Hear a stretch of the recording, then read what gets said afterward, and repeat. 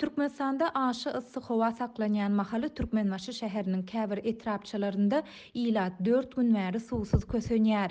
Geçen penşenbe güni kesilen suw üpjünçiligi ilatyň gündelik durmuşynda bökdençlikleri emele getirýär. Bu aralykda howanyň temperaturasy 47 gradusa ýetýän şu günlerde mahalynyň edara-kärhanalarynda ýygnaklar geçirilip, işgärlere ıssy howadan goranmak barada duýduruş berildi. Bu duýduruşlar prezident Gurbanguly Berdimuhamedowyň günüň aşy gyzmagynyň adamlaryň saglygyna yaramaz täsir ýetirýändigi barada eden çykyşynyň ideýanyna gawat geldi. 1-nji iýulda Türkmenbaşy şäheriniň kiçi etrapçalarynda, Akdaş pasyolygynda we aeroport şäherçesinde agyz suw üpjünçiligi kesildi. Bu ýagda ýaşaýjylaryň nahar taýýarlamak, ýuwunmak, kir ýuwmak we hajathana meselelerinde bökdençlikleri döretdi. İlata diňe ýerden çäkli möçerde suw getirip paýladylar. Suw käbir hojalyklary ýetýär, ýetmedikler suwsuz galýar. İlat içimlik suw we ýuwunmak hem kir ýuwmak üçin niýetlenen suw satyn almaly bolýar diýip efirde adynyň üýtgedilip altyn diýilip tutulmagyny soran ýerli ýaşaýjylaryň biri 5-nji iýulda gurrun berdi. Habarçynyň maglumatlaryna görä ýerli resmiler 4 gün bäri dowam edýän bu näsadlygyň sebäplerini suw geçirji turbalaryň ýarylmagy bilen düşündirdiler.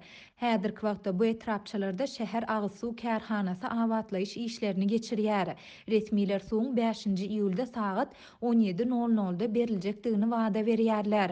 Bellesek agzalýan sebitlere suw mundan ozal hem kadaly berilmeýär. Habarçymyz bu sebitlerde suwuň her gün ýerden we akşam sagat 8-de değişiklikde yarım saat berilýändigini aýdýar.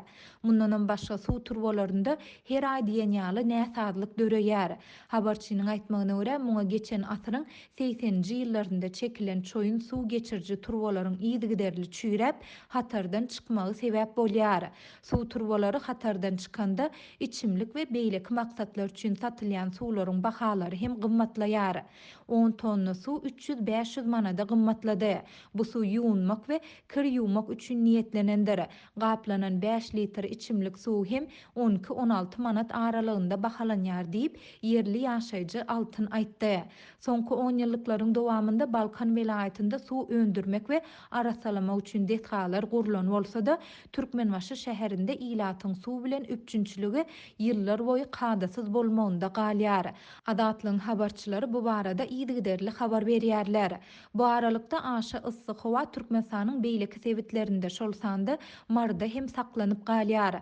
Aşy ıssy howanyň fonunda marynyň edara-kärhanalarynda ýygnaklar geçirilýär we işgärlere ıssy howadan goranmak barada duýduruş berilýär. Bellesek bu ýygnaklar prezident Gurbanguly Berdimuhamedowyň günüň aşy gyzmagynyň we ıssy günlerde günüň aşagynda gezmegiň adamlaryň saglygyna yaramaz täsiriniň bardygy barada eden çykyşynyň ideýanyna gawat geldi. Prezident 2-nji iýulda geçirilen ministrler kabinetiniň nowatdaky mejlisinde howanyň ýagdaýy baradaky maglumatlaryň metbuatda hem-de teleradio ýaýlymlarda ýygyderli berilmelidigini hem belledi. TDH-nyň maglumatynda şunuň bilen baglykda prezidentiň degişli işleri talaba laýyk guramak boýunça anyk tawşyryklary berendigi aýdylýar, ýöne olaryň jikmejikleri aýdyňlaşdyrylmaýar. Edara-kärhanalaryň işgärleriniň ençemesi bilen söhbetdeş bolan marly habarçymyzyň maglumatlaryna görä, ýolbaşçylar 6-njy 7-nji iýulda howanyň temperaturasynyň hassa ýokarlanmagyna garaşylýandygyny duýdurýarlar. Ýöne anyk näçe gradusa çenli ýokarlanjakdygyny aýtmaýarlar. Maglumat üçin bellesek howa maglumatlary barada habar berýän AccuWeather websaýty 6-njy 7-nji iýulda Mary welaýatynda howanyň temperaturasynyň 47 gradusa ýetjekdigini görkezýär. Marda geçirilýän ýygnaklarda işgärlere ıssydan goranmak barada çäre görmek, owa ýerlerinde çagalary öýde saklamak tawşyrylýar. Şeýle-de ýerli saglyk öýleriniň işgärlerine özlerine degişli hojalyklary aýlanmak barada hem buyruk berilýär. Bu aralykda Türkmen hökümetine ýakynlygy bilen tanalýan Türkmen portal neşri hem Türkmenistanyň jemgyýetçilik saglygy we iýmitleniş merkezine salgylanyp ıssy howadan goranmagyň düzgünleri barada maglumat çap etdi. Howanyň temperaturasy 38 gradusdan ýokary bolan günlerde düýbünden zerur bolmasa daşary çykmaň, esasanam gün işçiliginiň iň ýokary bolýan döwründe sagat 11-den 17:00 çenli diýilip 5-nji iýulda çap edilen maglumatda aýdylýar. Issy günlerde günüň aşagynda gezmeň adamlaryň saglygyna yaramaz täsiriniň bardygy barada prezident derejesinde çykyş edilse-de, şu günler edara-kärhanalarynda ýoğurlar dowam edýär. Kommunal hojalyk gullugynyň işgärleri uzak günü daşardy, günüň aşagynda geçirmeli bolýarlar. Marly habarçymyzyň aýtmagyna görä, etrap edaralaryna uly ýollaryň gyralaryny arasalamak üçin yer paýlanyp berilýär. Bu yerlerde büdjet işgärlerine derek hakyna tutulan adamlar işleýär. Olara gününe 20 manat pul tölenýär. Saat 11-den soň daşarda dem almak has kynlaşýar. Ýanymyz bilen getiren suwumuz çalt gutarýar, naharlarymyz zaýa bolýar. Issy howa ysgyndan gaçyrýar. Ýöne eklenç etmek üçin issy howa çydamaly bolýar diýip adynyň efirde tutulmazlygyny soran işgärleriň biri aýtdy. Türkmenistanda Thompson ilkinji günlerinden bäri aşa issy howa dowam edýär. Ýurdun käbir sebitlerinde howanyň temperaturasy 50 gradusa ýetýär.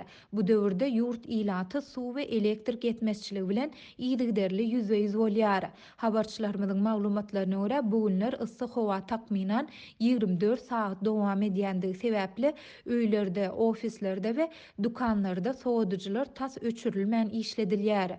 Netijede elektrik simlerindäki togyň güýji talap edilişinden pes bolup, bu ýagdaý simleriň eremegine getirýär. Azatlyk radiosu ýokarda beýan edilen ýagdaýlar dogrusunda Türkmenbaşynyň we Marynyň häkimetlerinden kommentari alyp bilmedi.